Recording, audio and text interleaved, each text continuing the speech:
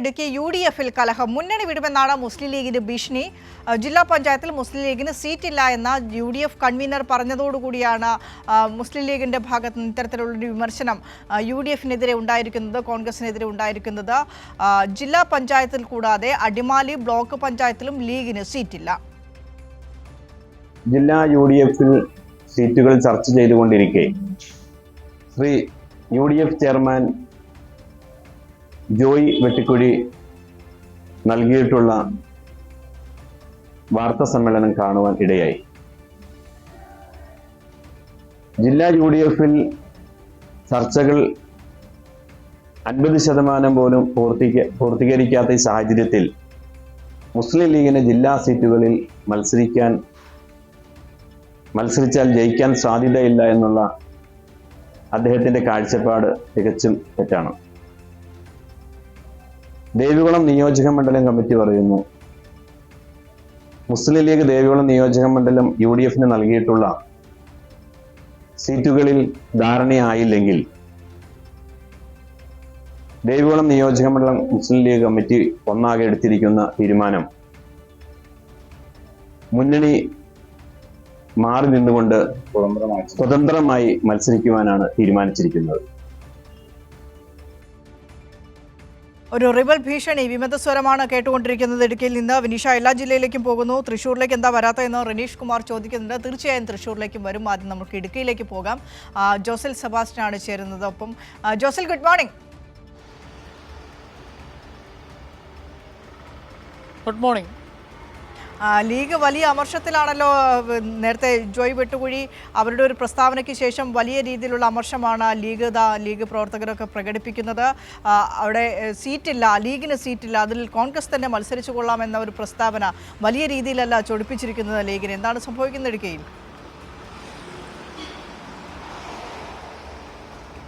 വിനീഷ, ഈ UDF-ലെ ഘടകകക്ഷികളെ കൂട്ടിയോജിപ്പിച്ചുകൊണ്ട് പോകേണ്ട UDF convener തന്നെ ലീഗിന് ജില്ലാ പഞ്ചായത്തിൽ സീറ്റില്ല എന്നുള്ള ഏകപക്ഷീയമായി അത് ചർച്ച നടന്നുകൊണ്ടിരിക്കുന്ന സാഹചര്യത്തിൽ തന്നെ അങ്ങനെ ഒരു പ്രഖ്യാപനം നടത്തിയതിലാണ് ഇപ്പോൾ മുസ്ലിം ലീഗിനെതിരെ ഉള്ളിൽ വലിയ ഒരു പൊട്ടിത്തെറിക്ക് കാരണമായിരിക്കുന്നത്. ഇപ്പോൾ നമ്മളോട് ഈ പ്രതികരിച്ചിരിക്കുന്നത് മുസ്ലിം ലീഗിൻ്റെ ദേവികുളം നിയോജക മണ്ഡലം പ്രസിഡന്റും ജനറൽ സെക്രട്ടറിയുമാണ്. അവർ പറയുന്നത് ഇത്തരത്തിലൊരു നിലപാടിലൂടെയാണ് കോൺഗ്രസ് മുമ്പോട്ട് പോകുന്നതെങ്കിൽ ദേവികുളം നിയോജക മണ്ഡലത്തിൽ തങ്ങൾ സ്വതന്ത്രരായി മുസ്ലിം ലീഗ് എന്ന നിലയിൽ വ്യത്യസ്തമായ രീതിയിൽ മത്സരിക്കും എന്നുള്ളതാണ് അവർ വ്യക്തമാക്കുന്നത്. മുന്നണിക്ക് വെളിയിലേക്ക് ഇടുക്കി ജില്ലയിൽ മുന്നണിക്ക് വെളിയിലേക്ക് മുസ്ലിം ലീഗ് പോകും എന്നുള്ളൊരു ധാരണയിലേക്കാണ് അവർ പോകുന്നത്.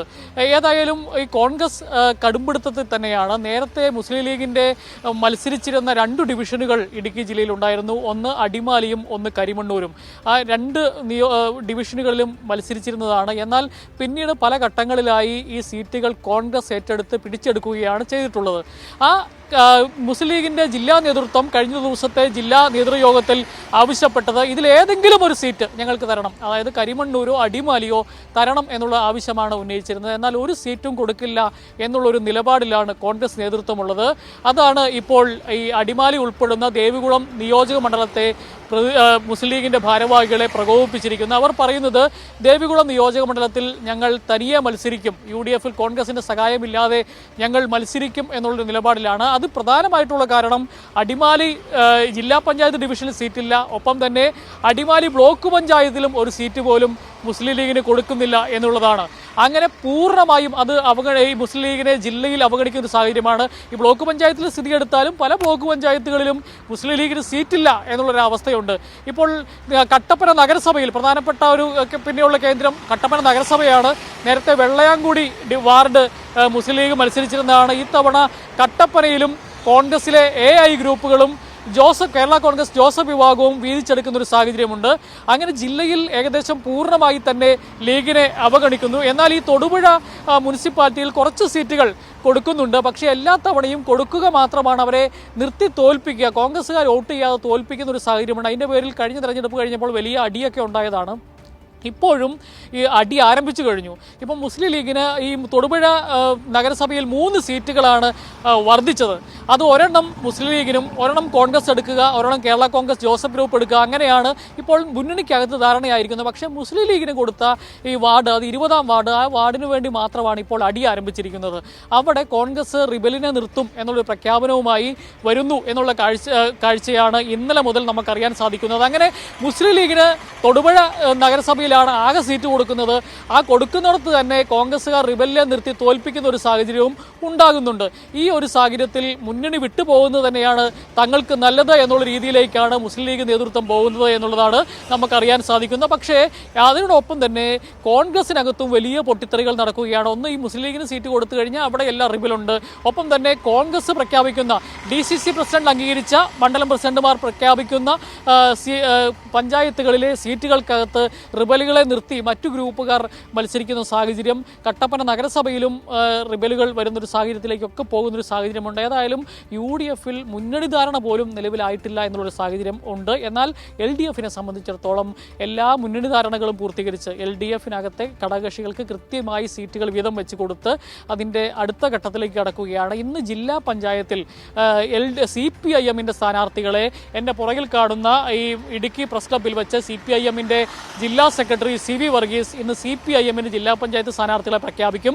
ജില്ലാ പഞ്ചായത്തിൽ 17 സീറ്റുകളാണ് ഉള്ളത് ആകെ. അതിൽ 8 സീറ്റിൽ CPM മത്സരിക്കും, 5 സീറ്റിൽ CPI മത്സരിക്കും, 4 സീറ്റുകളിൽ കേരള കോൺഗ്രസ് മാണി വിഭാഗം മത്സരിക്കും. അതിൽ CPIM മത്സരിക്കുന്ന 8 സീറ്റുകൾ അതിലെ ഏതൊക്കെ സ്ഥാനാർത്ഥികളാണ് എന്നുള്ളത് ഇന്ന് 11:30 CPIMൻ്റെ ജില്ലാ സെക്രട്ടറി CV വർഗീസ് പ്രഖ്യാപിക്കും. അങ്ങനെ CPM കൃത്യമായി സ്ഥാനാർത്ഥികളെ പ്രഖ്യാപിച്ച് ഇന്നു മുതൽ സജീവമായ സംഘടനാ പ്രവർത്തനത്തിലേക്കും തെരഞ്ഞെടുപ്പ് പ്രവർത്തനത്തിലേക്കും നീങ്ങുന്ന സാഹചര്യത്തിൽ കോൺഗ്രസിനകത്ത് UDFിനകത്ത് വലിയ തമ്മിലടി മൂർച്ഛിക്കുകയാണ് എന്നുള്ളതാണ് യാഥാർത്ഥ്യം. വിനീഷ, ശരി.